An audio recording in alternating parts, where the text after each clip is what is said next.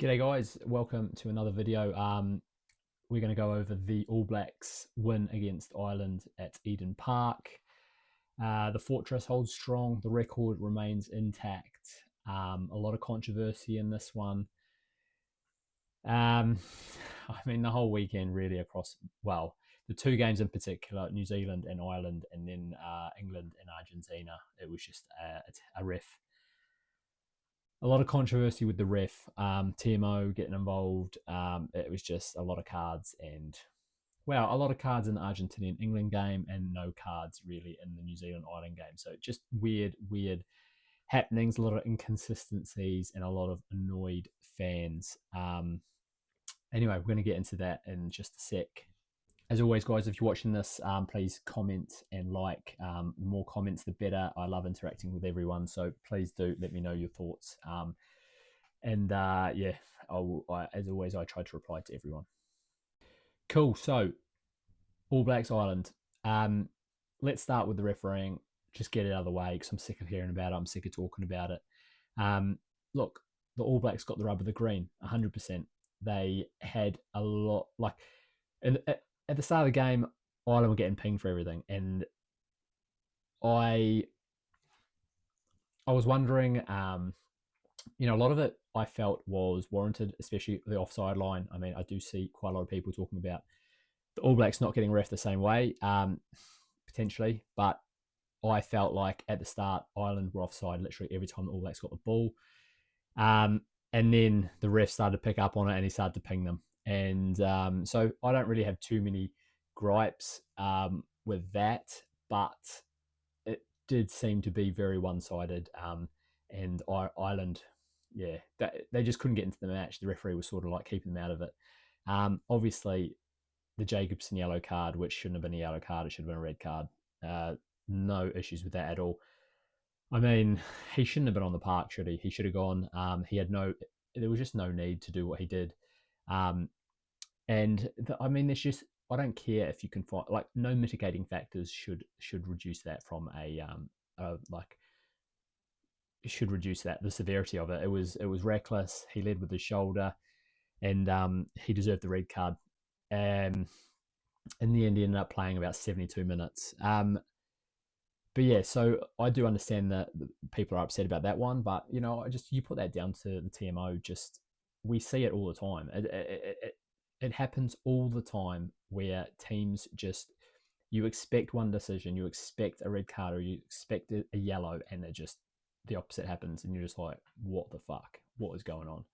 So that one was bizarre. The irony of it, if you can find a bit of irony in it, is the fact that Ryan was the guy who prevented Jacobson from getting his arm up to wrap. That was the mitigating factor. And Ryan, whether you believe that or not, I mean, it's a shitty factor, but Ryan clearly doing what Ireland does best and trying to get on the wrong side of the ruck and slow it down. I'm not saying he had any impact in Jacobson not wrapping his arm at all.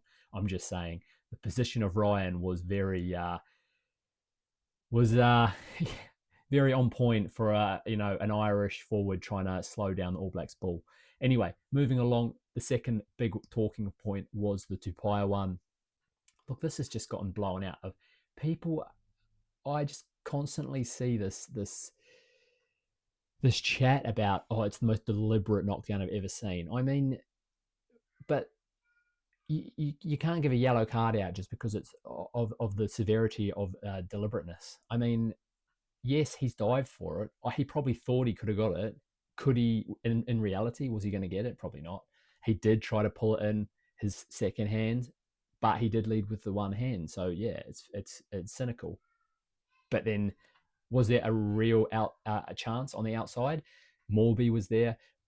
To be honest, the ball probably doesn't get caught by anyone, and Morby picks it up. And if it does go to outside, Morby's going to make the tackle. But I don't buy into this whole like Tupai's a cheater. No, a cheater. If Tupai was a cheater, right, he would have been the only man. He would have been the only man. He would have seen a clear like 2-on-0 overlap, and he would have been like, "I need to stop this play. Else, there's a try down the other end." that would be cheating. He didn't need to go in for that. He went in for that because he thought he could get it. If he doesn't go in for that, he makes the tackle.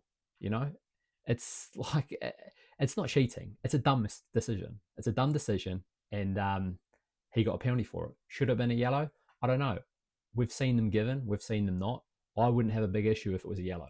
But then, like, and I'm going to try and tone it down a bit because I've been wound up completely over this. But the narrative coming out of this is that the All Blacks get away with absolutely everything. And everyone's just ignoring the fact that Prendergast slapped the ball down when New Zealand just made a line break. And literally 9 times out of 10, they score from there. And Prendergast has knocked it down. And I seen people justifying that, saying he's trying to catch it. That's a bigger yellow card than the Tupai one. And there's more chance of a try being scored. So people need to give their head a shake. Like, give yourself an uppercut if you don't see that they're both exactly the same. And at the end of the day, both weren't yellow cards. So let's just agree that they cancel each other out and let's just move on. So that's it. That's all I'm going to say on it. Done. Alrighty, so let's just get into a little bit about the game. Quickly on the Irish, I've been a big believer in the Irish. I said at the start of this year in one of my videos that I believe they were the biggest threats taking the Eden Park record, and I saw enough during the Six Nations to believe that these guys could do it.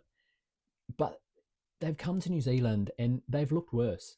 Like, they are getting worse every time we play them, and it's not a fact of New Zealand getting better. I mean, today maybe it was because New Zealand did look a lot better than they have in years, but Ireland offered nothing. You know, like when Ireland normally play the All Blacks over the last 10 years or so, the game's going to get into this like arm wrestle. It's going to be close enough where either team could win it, or if they take their chances. This was not the case. New Zealand were not forced to go up a gear, right? New Zealand played in second or third. They never really got to a point where they were pressured into having to dig deep. This was just it was a bit of a training run, honestly. Like, I don't mean to be disrespectful to the Irish. I love them and I feel sorry for their fans, but that was not a test match.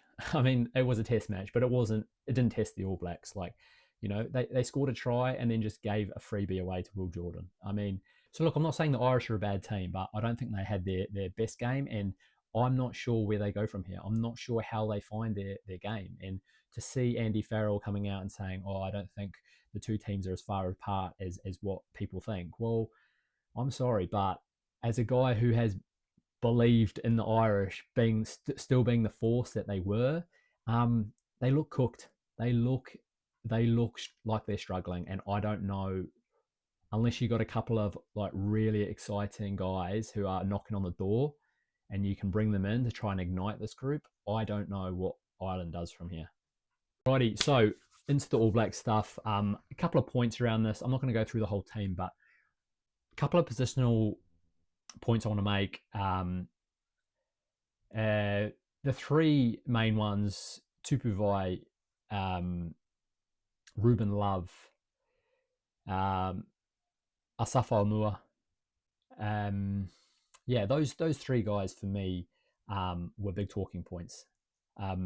So to start with, Asafo Aumua came on quite early with Cody Taylor picking up a calf strain. I thought Cody Taylor looked good. He didn't have too long, right? I think 20 or so minutes, but he looked pretty back to his best in the line out. He hit his man, had a couple of strong runs. So yeah, like he was okay. He was good. But when Aumua came on, and I saw during the week and the lead up to this game, people saying it was actually the DSBN talking about Aumua not having needing to start eventually so that everyone can see whether Aumua can handle the pressure of a test match. And I think people forget that in 2024, in the end of season tour, he came on after 5 minutes against England because Cody Taylor got injured. So he played 75 minutes in that game and was outstanding. And then the following week, he backed up and played 78 minutes against Ireland. Two of the toughest games you will play in a season back to back, and he looked phenomenal. So let's not talk about him can he do it or can't he? He can. We know he can. We've seen it. His 2025 season was taken away through injury, but he's back to his best and he looked good. He looked really good. So I'm really happy for him. I think he lost one line out, but apart from that, he looked pretty good. And just ball in hand, damaging, scored a try. Just an excellent performance from Omua. And he's firming for me as you need him in your 23. I'm not going to get into the Cody Taylor the Cody Taylor debate. Whether Cody Taylor's in there or not, Omua needs to be as well. Secondly, Tupu Vai had a chance at 6. We saw him there a little bit over the years, but last night he really looked the part. He big ranging runs out wide, was still able to play the antagonizer and piss off not just the Irish players but also everyone watching. The fact that everyone hates him means that he is doing his job, and I don't know if he's learned from Dane Coles or something, but he's got that job now. He is the guy that everyone hates. He's a bit like the Pollock, right? The Pollock for New Zealand, except toned down version of Pollock. But yeah, I thought he was excellent. Another option at the line out. Really, really big, strong runs out wide. He was causing havoc. So yeah, really, really love that. I don't know if that's going to be his full-time position, but I feel like it might be. I think Rennie wants him there, so I think that's where we're going to see him. Against South Africa potentially. But we're still waiting to see what Parker has, and I guess we're going to find that out in the first few matches in South Africa. But at this point, you'd have to say that Tupu Vai is the number 6 for the All Blacks going forward. All right, the last player that I wanted to single out here, and I know DMAC got the man of the match performance. I thought he was pretty good at fullback, but I did want to point out Ruben Love because I thought he was excellent before he went off. He was so good. That was his best game in the black jersey by far, and it was also the biggest game for him in the black jersey, right, against Ireland. Eden Park record on the line, and he was cool, man. He was calm and collected. The thing that I find, what I found on the weekend was if you were an All Black fan, or sorry, say you weren't an All Black fan or you hadn't watched much All Black rugby in years, and you turn this game on, you'd never heard of Ruben Love, you wouldn't know that he'd only played 3 games, man. You'd be thinking like, this guy, oh yeah, this guy's been playing for a few years. Like that's how assured he looked. His kicking, like off the tee, was pinpoint. I mean, he's turned into a really reliable goal kicker, which is fucking awesome. Like, how long have we needed that?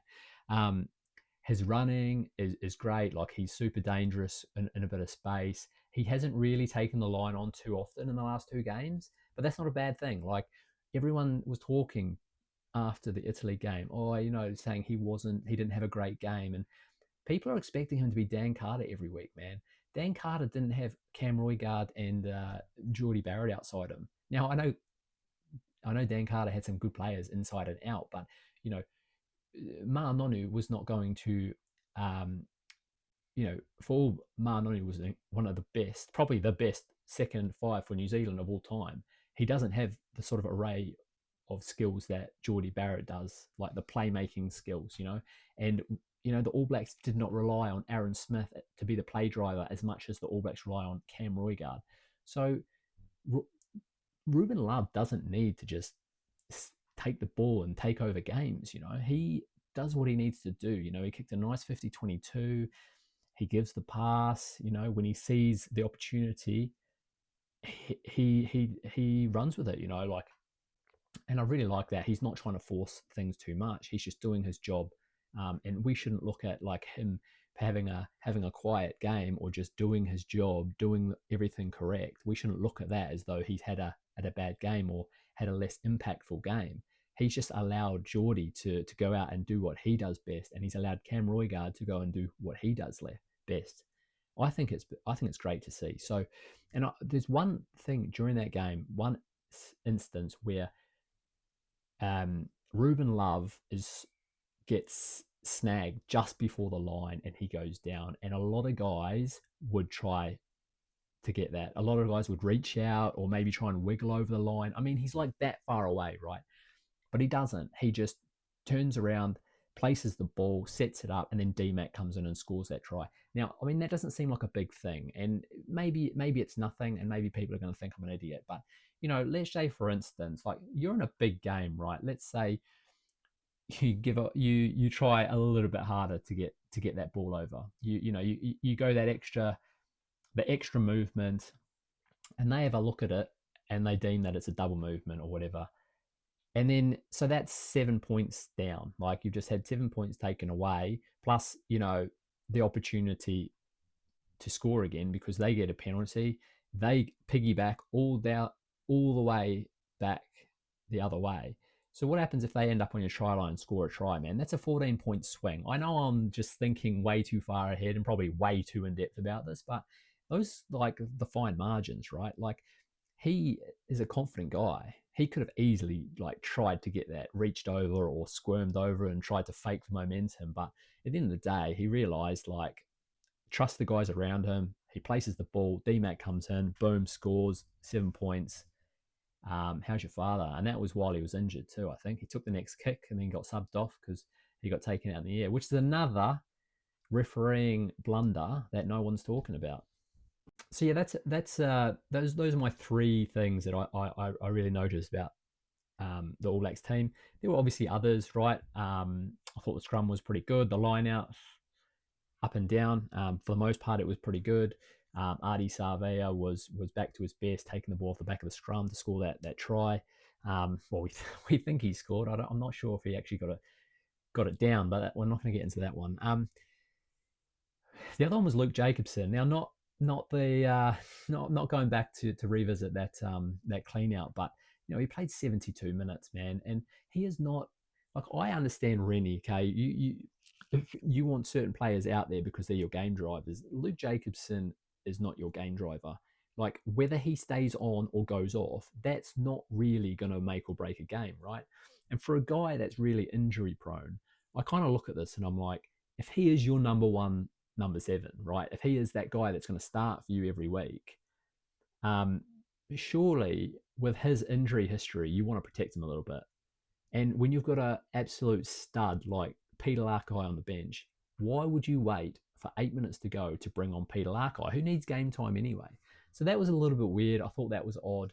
Roygaard playing 72 minutes is not unheard of. Happens every week because he is the one that is the game driver, right? And we know Ratim is not the guy to do it until they find that the backup 9 that we're missing. Roygaard is going to face the brunt of the games. So yeah, those were some interesting ones that I felt like the benches weren't really used well. I thought ALB was okay, but he's not coming on if you're losing a game against South Africa and changing things, in my opinion. Caleb Clarke looked good off the bench. I think maybe that's his best spot because look at Morby. Morby was just safe as houses back there, wasn't he? He looked really good. Didn't have too many opportunities to stretch the legs, but he did everything asked of him, and I thought he was very safe and had a few little sniping runs.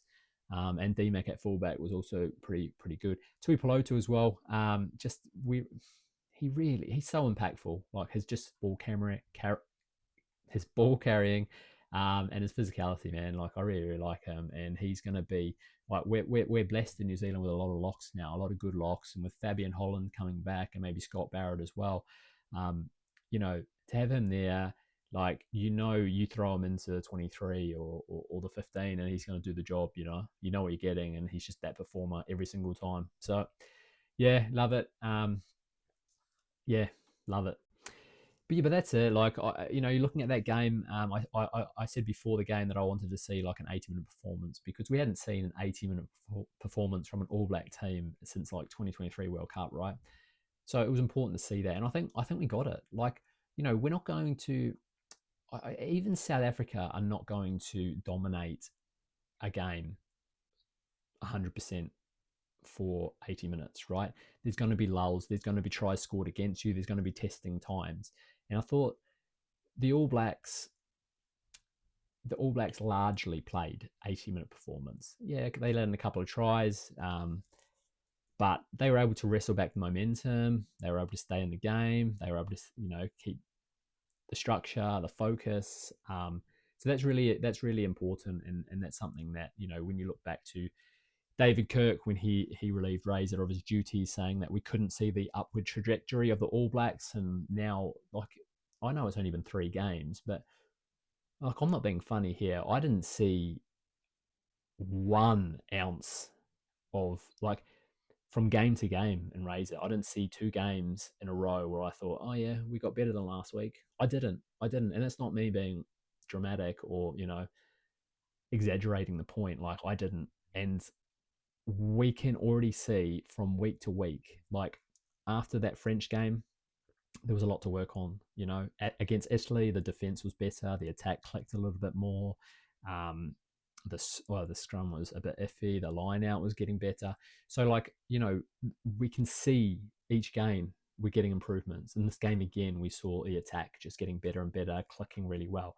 I mean, some of those tries in the first half, that Tuipulotu one, the boys, like, I couldn't believe seeing, like, the way they were going from, like, keeping it in the forwards, like that pick and drive, to almost instantly being out on the touchline. Like, they're able to start these backline attacks without having to set up. You could almost see it coming with Razor. They'd take it in tight. They'd go one guy out, maybe 2 guys out, set up, get into the right spot in the field, and then they'd look to move it into the back line for, like, a set play. Here we're seeing that an unstructured, like, backline move, just coming out of the blue from anywhere, as early as possible. As soon as they see maybe, like, a guy is the defensive line's not fully set, boom, they're going, and it's fucking awesome, man. Sorry for swearing, but it is so good to see. This is what the All Blacks have been missing: is the ability to go wide and unstructuredly on a whim. No, like, pods having to be in place. They're just passing it. Guys coming around the back, and they're using their footwork and their skill that we know the All Blacks have, and they're able to, start making meters and start getting through the line. And this is going to make the All Blacks so dangerous. So from that sense, I look at that All Blacks game as probably their best, probably in the last 2 years. Honestly, they were awesome. A lot to work on still, but man, I'm really, really happy to and excited to see what this team can do under Rennie. And you know what? Like, my mom asked me, like, halfway through that second half, she's like, "Are we going to do this?" And I was like, "Yeah, we're going to do this." And she wasn't so sure. And I said to her, like, this team's got heart now. Like, this team has heart. We didn't have heart before. That heart's, like, they're starting to play for the jersey again and their people. And man, this is exciting time to be an All Black fan. Well, that's it from me, guys. Just a little wrap up there of how I thought the game went. We've got I think, a week or 2 or a couple of weeks before South African tour kicks up. So, yeah, I'm gonna get a few videos out this week. Yeah, just subscribe, guys, please. It helps the channel. I'm really trying to grow this. Subscribe so that you can see whenever I drop a new video. I'm going to be super, super active throughout the whole South African tour, and in between. It's going to be a long old season. I'm super keen to get out some my thoughts, and if anyone is there that wants to watch it, awesome. Let me know what you guys think.